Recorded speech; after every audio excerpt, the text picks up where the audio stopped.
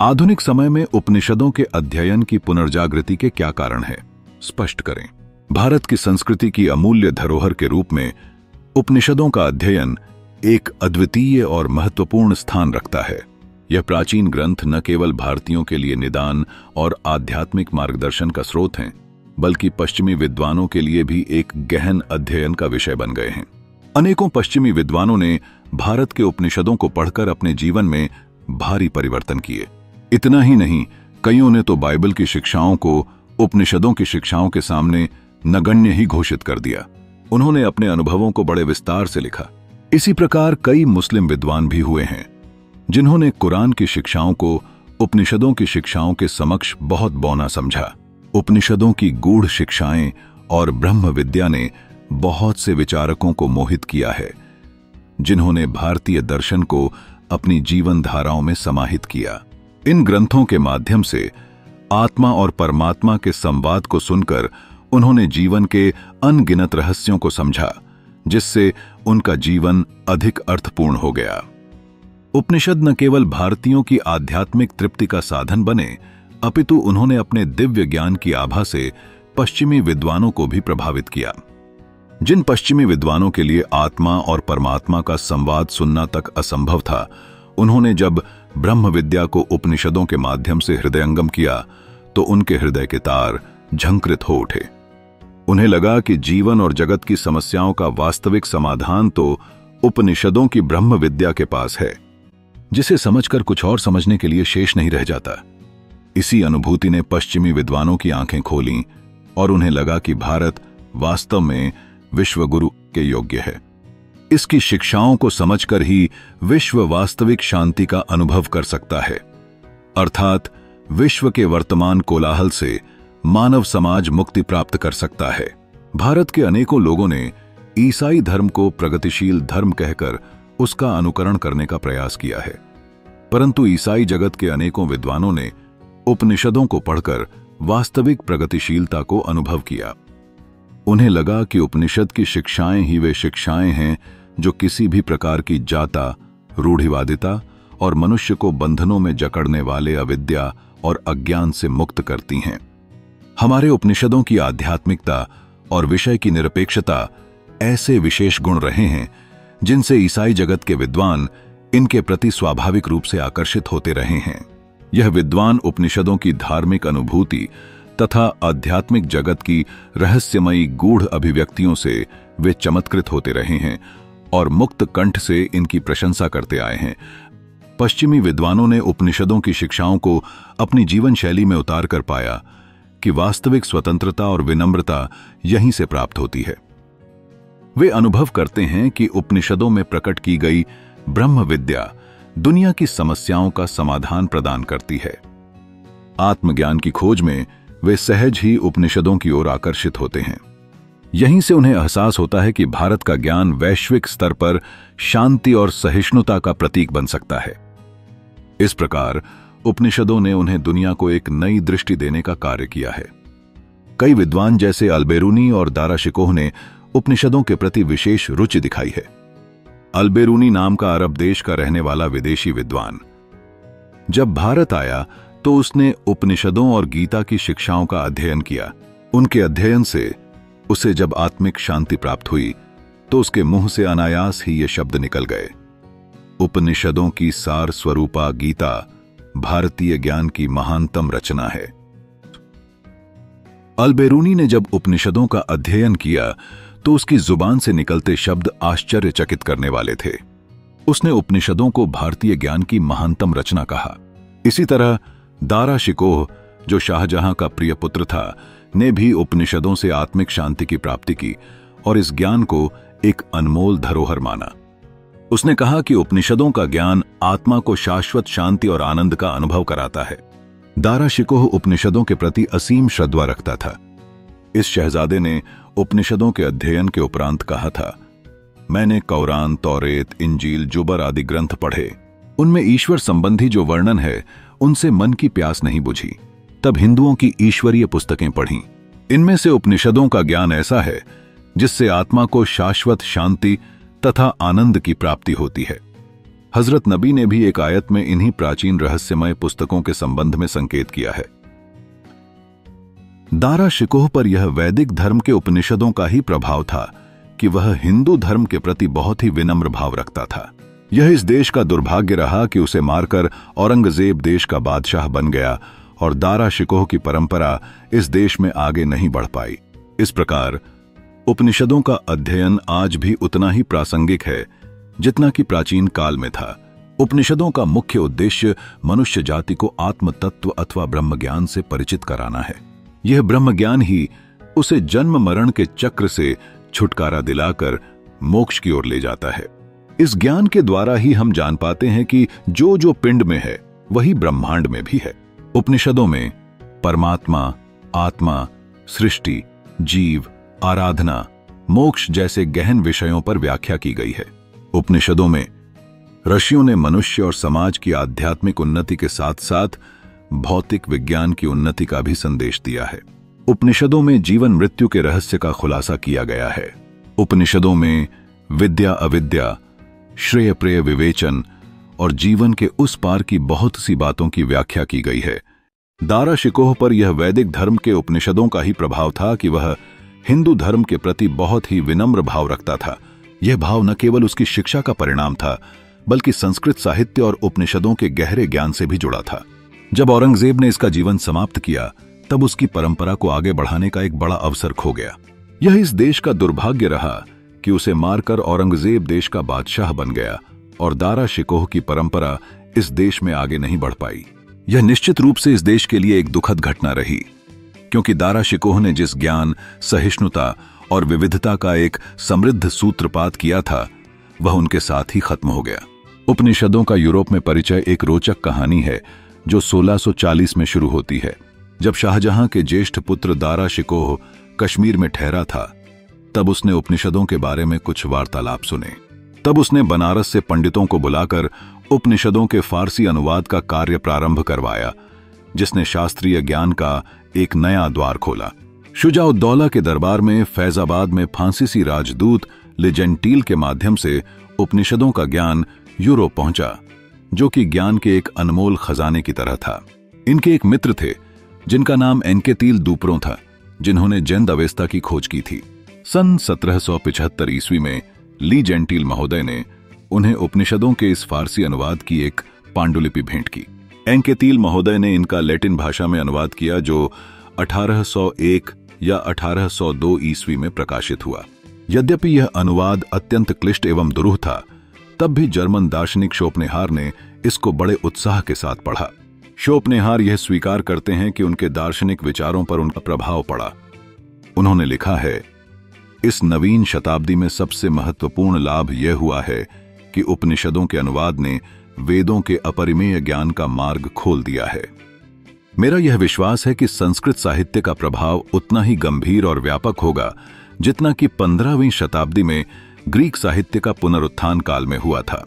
मेरी यह मान्यता है कि यदि किसी व्यक्ति ने प्राचीन भारतीय पवित्र दर्शन का ज्ञान प्राप्त किया है और उसको समझा है तो उसको जो कुछ मैं कहना चाहता हूं वह और भी अधिक आसानी से स्पष्ट हो जाएगा। उपनिषदों में वर्णित अनेक सूत्र जो अपना अलग अलग अस्तित्व रखते हैं एवं अनेक संदर्भ जो क्लिष्ट हैं, संभवतः मेरे वर्णन को सरलता एवं सुबोधता के साथ समझ सकेगा। परंतु साथ ही यह सत्य नहीं है कि मेरा वर्णन उपनिषदों में पाया जाएगा। दूसरे स्थान पर शोपनेहौर महोदय फिर लिखते हैं, उपनिषदों की प्रत्येक पंक्ति का अर्थ बहुत ही निश्चित, सुस्पष्ट एवं मधुर है। प्रत्येक वाक्य गंभीर, गहरा, मौलिक एवं प्रौढ़ विचारों से युक्त, सारा ग्रंथ पवित्र एवं उच्च विचारों से भरा पड़ा है। यह सत्य की जिज्ञासा से ओतप्रोत है। सारे विश्व में उपनिषदों के समान कल्याणकारी एवं श्रेयस्कर कोई भी अन्य विद्या नहीं है। यह मेरे जीवन में एक विचित्र आत्मिक आनंद देती रही है और मृत्यु पर्यंत मेरे लिए शांति एवं धैर्य का कारण होंगी। आर्थर शोपेनहॉवर एक ऐसा विदेशी विद्वान है जो उपनिषदों की शिक्षाओं को पाकर नाच उठा था। उसे लगा था कि आज उसने अपने जीवन का सबसे बड़ा खजाना पा लिया है। उसकी आत्मा की तृप्ति क्या हुई? वह तृप्ति के आनंद में इतना भाव विभोर हो गया कि उपनिषदों को सिर पर रखकर नाचने लगा। उसका मत है कि मेरा दार्शनिक मत उपनिषदों के मूल तत्वों के द्वारा विशेष रूप से प्रभावित है। मैं समझता हूं कि उपनिषदों के द्वारा वैदिक साहित्य के साथ परिचय होना वर्तमान शताब्दी का सबसे बड़ा लाभ है, जो इससे पहले किसी भी शताब्दी को प्राप्त नहीं हुआ। मुझे आशा है कि 14वीं शताब्दी में ग्रीक साहित्य के पुनर्जागरण से यूरोपीय साहित्य की जो उन्नति हुई थी, उसमें संस्कृत साहित्य का प्रभाव उसकी अपेक्षा कम फल देने वाला नहीं था। यदि पाठक प्राचीन भारतीय ज्ञान में दीक्षित हो सकें और गंभीर उदारता के साथ उसे ग्रहण कर सकें, तो मैं जो कुछ भी कहना चाहता हूं उसे वे अच्छी तरह से समझ सकेंगे। उपनिषदों में सर्वत्र कितनी सुंदरता के साथ वेदों के भाव प्रकाशित हैं। जो कोई भी उपनिषदों के फारसी लैटिन अनुवाद का ध्यानपूर्वक अध्ययन करेगा, वह उपनिषदों की अनुपम भावधारा से निश्चित रूप से परिचित होगा। उसकी एक एक पंक्ति कितनी सुदृढ़, सुनिर्दिष्ट और सुसमंजस अर्थ प्रकट करती है, इसे देखकर आंखें खुली रह जाती हैं। प्रत्येक वाक्य से अत्यंत गंभीर भावों का समूह और विचारों का आवेग प्रकट होता चला जाता है। संपूर्ण ग्रंथ अत्यंत उच्च, पवित्र और एकांतिक अनुभूतियों से ओतप्रोत हैं। संपूर्ण भूमंडल पर मूल उपनिषदों के समान इतना अधिक फलोत्पादक और उच्च भावोद्दीपक ग्रंथ कहीं नहीं है। इन्होंने मुझे जीवन में शांति प्रदान की है और मरते समय भी यह मुझे शांति प्रदान करेंगे। इस प्रकार शोपेनहॉर जैसे दार्शनिकों ने उपनिषदों की गहराई को बेहद सराहा। शोपेनहॉर ने कहा कि उपनिषदों की शिक्षा को अपनाकर उन्होंने अपने दार्शनिक दृष्टिकोण में एक नई दिशा प्राप्त की। उनका यह मानना था कि संस्कृत साहित्य का प्रभाव ग्रीक साहित्य के पुनर्जागरण की तुलना में कम महत्वपूर्ण नहीं है।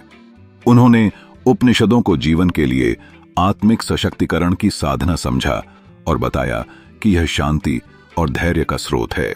इस प्रकार उपनिषदों की शिक्षाएं आज भी हमें मार्गदर्शन करती हैं। उनके विचारों में सत्य की खोज, जीवन की गहराई और आत्मा की अविरलता की अद्वितीयता है। विश्व में उपनिषदों का कोई विकल्प नहीं है और यह निश्चित रूप से मानवता की भलाई की ओर एक महत्वपूर्ण कदम है। शोपेनहॉर के अनुयायी उपनिषदों से प्राप्त ज्ञान और आनंद को अपने जीवन में उतारने का प्रयास कर रहे हैं। शोपेनहावर ने बाइबल के धर्म को उथला समझकर उस पर अपने विचारों को थोपने के प्रयास की आलोचना की है। उनका मत था कि बाइबल का धर्म मानवता को जोड़ने में असफल है, क्योंकि वह मानवता को जोड़कर चलने में विश्वास नहीं रखता, जिसके चलते अनगिनत देशों पर विभिन्न प्रकार के अत्याचार किए गए। यही कारण है कि उसने अनेकों देशों पर अपने विचारों को बलात् थोपने का प्रयास किया है, जिसके लिए उसके द्वारा अनेकों देशों की स्वतंत्रता का हनन किया गया है। असंख्य लोगों का नरसंहार कर उन पर बलात् अपना राज्य स्थापित करने के अमानवीय और पाशविक कार्य किए गए हैं। उसने यह भी अनुभव किया कि बाइबल के धर्म के अनुयायी लोगों ने लोकतंत्र के नाम पर संपूर्ण विश्व में लोकतंत्र को स्थापित किया और लोगों का खून चूस चूस कर अपने पेट को बड़ा किया। उनका लोकतंत्र लोगों को सच्चा न्याय नहीं दे सका और न ही लोगों के मध्य वास्तविक बंधुता के भाव को विकसित कर सका।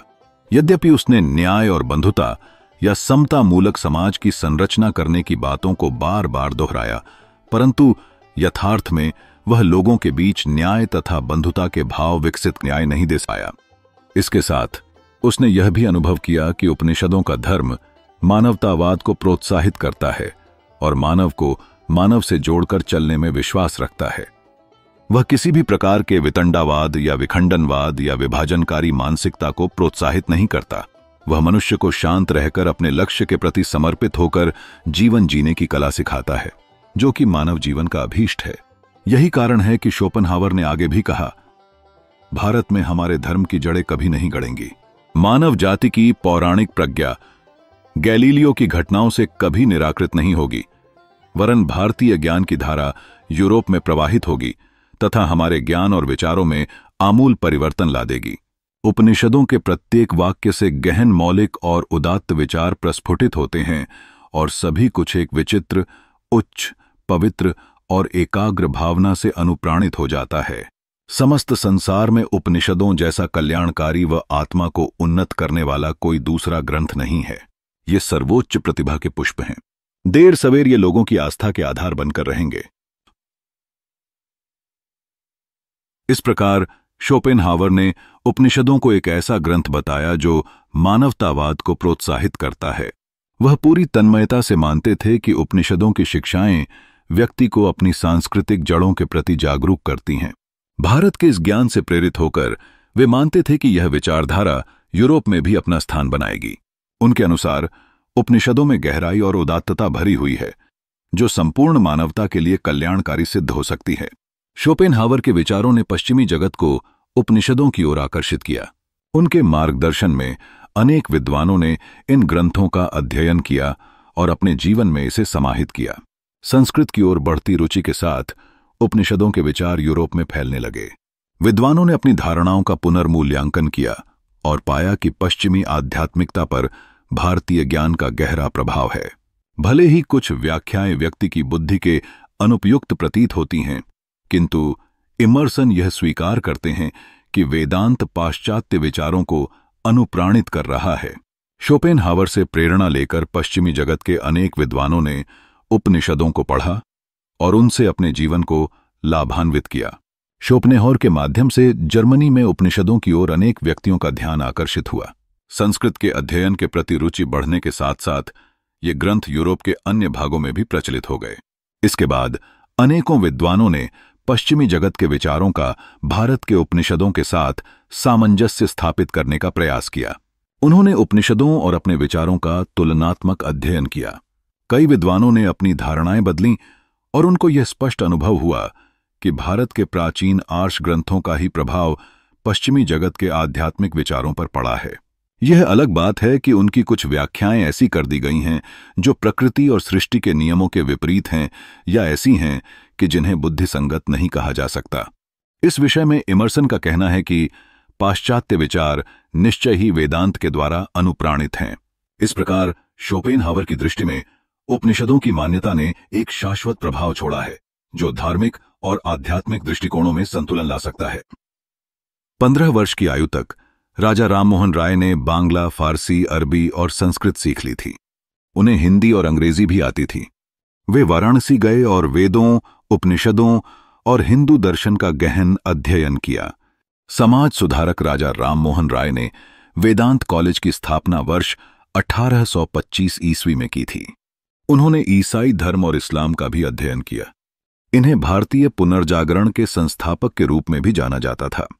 राजा राममोहन राय के प्रयत्नों से बंगाल में उपनिषदों के अध्ययन को विशेष प्रोत्साहन मिला।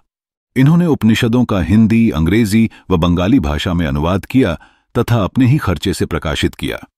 इसके प्रचार की दिशा में ठोस कदम उठाए। उन्होंने ब्रह्म समाज की स्थापना की, जो उपनिषदों के सिद्धांतों पर आधारित थी। श्री राय ने साथ ही बंगाल में ब्रह्म समाज की स्थापना की, जिसके मुख्य सिद्धांत उपनिषदों से लिए हुए हैं। यह एक हिंदू सुधारवादी संप्रदाय था, जिसने अपनी मान्यताओं में यूनिटेरियन और अन्य उदार ईसाई तत्वों का उपयोग किया। राय के पश्चात पहली वेदांत सोसाइटी ऑफ न्यूयॉर्क की स्थापना। स्वामी विवेकानंद ने नवंबर 1894 ईस्वी में पश्चिम की अपनी पहली यात्रा के दौरान की थी। मैक्स मूलर का भारत के आर्ष ग्रंथों के प्रति दृष्टिकोण जटिल है। इसलिए मैक्स मूलर ने कई स्थानों पर भारत के प्राचीन ग्रंथों की ऐसी व्याख्या की है जो उचित नहीं कही जा सकती और जो आपत्ति का भी विषय है। इसके पीछे यह माना जा सकता है कि वह संस्कृत का विद्वान नहीं था, इसलिए उससे ऐसी गलत व्याख्या होना स्वाभाविक है। फिर भी यह एक वास्तविक तथ्य है कि वे भारत के उपनिषदों से गहराई से प्रभावित थे। उनके अनुसार उपनिषदों का ज्ञान मनुष्य को सत्य की प्राप्ति की ओर मार्गदर्शन करता है और संसार के युद्ध, संघर्ष और भ्रम से अलग हटकर आत्मविजय का रास्ता प्रदान करता है। वह यह अनुभव कर चुका था कि भारत के उपनिषदों को पढ़कर ही मनुष्य मात्र सत्य की प्राप्ति कर सकता है और जगत के कोलाहल से अलग हटकर आत्मविजय के मार्ग पर आरूढ़ हो सकता है। मैक्स मूलर ने कहा है, मृत्यु के भय से बचने, मृत्यु के लिए पूरी तैयारी करने और सत्य को जानने के इच्छुक जिज्ञासुओं के लिए उपनिषदों के अतिरिक्त कोई अन्य मार्ग मेरी दृष्टि में नहीं है। उपनिषदों के ज्ञान से मुझे अपने जीवन के उत्कर्ष में भारी सहायता मिली है। मैं उनका ऋणी हूं। ये उपनिषदें आत्मिक उन्नति के लिए विश्व के समस्त धार्मिक साहित्य में अत्यंत सम्मानीय रहे हैं और आगे भी सदा रहेंगे। यह ज्ञान महान मनीषियों की महान प्रज्ञा का परिणाम है। एक न एक दिन भारत का यह श्रेष्ठ ज्ञान यूरोप में प्रकाशित होगा और तब हमारे ज्ञान एवं विचारों में महान परिवर्तन उपस्थित होगा। मूलर ने स्पष्ट किया कि यूरोप के लिए उपनिषदों की शिक्षाएं आवश्यक शिक्षाएं हैं। उनके शब्दों में, यदि यूरोप उपनिषदों की शिक्षाओं को अपनाए तो यह वहां के कल्याण का मार्ग प्रशस्त करेगा। उन्होंने मृत्यु के भय से बचने और आत्मिक ज्ञान अर्जित करने के लिए उपनिषदों को सर्वोत्तम उपाय बताया। उनका यह भी मानना था कि भारतीय ज्ञान, जिसे युगों से पहचान नहीं मिली, एक दिन अवश्य यूरोप में रोशन होगा, जिससे वहां ज्ञान एवं विचारों का एक नया परिवर्तन आएगा। सुकरात, अरस्तु, प्लेटो जैसे विद्वानों को प्रस्तुत कर यूरोप ने अपने विद्वान होने का डंका पीटने का प्रयास किया। उसने यह भी प्रयास किया कि इन विद्वानों के समक्ष भारत की बौद्धिक परंपरा बहुत बौनी है, परंतु यह वास्तविकता नहीं है। उपनिषदों का अध्ययन करने के पश्चात पश्चिम के अनेकों विद्वानों की धारणाओं में भी भारी परिवर्तन आया। हेप्रो, ह्यूम ने इस विषय में स्पष्ट लिखा, सुकरात, अरस्तु, अफलातून आदि कितने ही दार्शनिकों के ग्रंथ मैंने ध्यानपूर्वक पढ़े हैं, परंतु जैसी शांतिमयी आत्मविद्या मैंने उपनिषदों में पाई, वैसी और कहीं देखने को नहीं मिली, ऐसी और कहीं भी आया। ह्यूम का यह अनुभव दर्शाता है कि भारतीय उपनिषदों की दोष रहित ज्ञान धर्म, आत्मिक, मानसिक और सामाजिक समृद्धि की आवश्यकताओं को पूरा करते हैं। वेबर के अनुसार भारतीय उपनिषद ईश्वरीय ज्ञान के महानतम ग्रंथ हैं। इनसे सच्ची आत्मिक शांति प्राप्त होती है। विश्व साहित्य की ये अमूल्य धरोहर है। पॉल डायसन के अनुसार वेदांत या उपनिषद दर्शन अपने अविकृत रूप में शुद्ध नैतिकता का सशक्ततम आधार है। यह जीवन और मृत्यु की पीड़ाओं में सबसे बड़ी सांत्वना है। प्रोफेसर जी आर्क ने भी उपनिषदों को उन गुत्थियों को सुलझाने का माध्यम बताया जो मनुष्य की आत्मा के भीतर गहराई तक प्रवेश कराती हैं। वे सुझाव देते हैं कि जब मनुष्य जीवन के दुखों और चिंताओं से घिरा होता है तो उपनिषदें उसे शांतिपूर्ण सहारा देने वाली हैं। वास्तव में आज भी कई पश्चिमी विद्वान जीवन और मृत्यु के वास्तविक अर्थ को समझने का प्रयास कर रहे हैं। उन्होंने अपने ज्ञान विज्ञान को इकट्ठा किया, परंतु उनका समाधान अस्पष्ट ही रहा। उपनिषदों की शिक्षाएं, जो सरल किंतु गहरी हैं, इस धुंधलके को दूर कर सकती हैं। इनका उपयोग करके वे जीवन की उलझनों को सुलझाने का प्रयास कर रहे हैं। एनी बेसेंट भारत की समृद्ध सांस्कृतिक परंपराओं और वैदिक ज्ञान विज्ञान से बहुत अधिक प्रभावित हुईं। भारत के वैदिक साहित्य का बड़ी गहनता से अध्ययन किया। उन्होंने उपनिषदों को भी पढ़ा और पढ़ने के पश्चात असीम शांति की अनुभूति अपने अंतर्मन में की। भारतीय उपनिषद ज्ञान मानव चेतना की सर्वोच्च देन है। जीवन और जगत की अनेकों ऐसी गुत्थियां हैं जिन्हें आज तक वैज्ञानिक और पश्चिमी जगत के विद्वान लोग सुलझा नहीं पाए। अपने प्रचलित ज्ञान विज्ञान के आधार पर उन्होंने इन गुत्थियों को जितना सुलझाने का प्रयास किया, उतनी ही वे उलझती चली गईं। उन्हें ऐसे निर्मल ज्ञान की आवश्यकता सदा अनुभव होती रही, जिसे पाकर जीवन और जगत की उलझी हुई गुत्थियों को सुलझाने का कार्य संपन्न हो सके।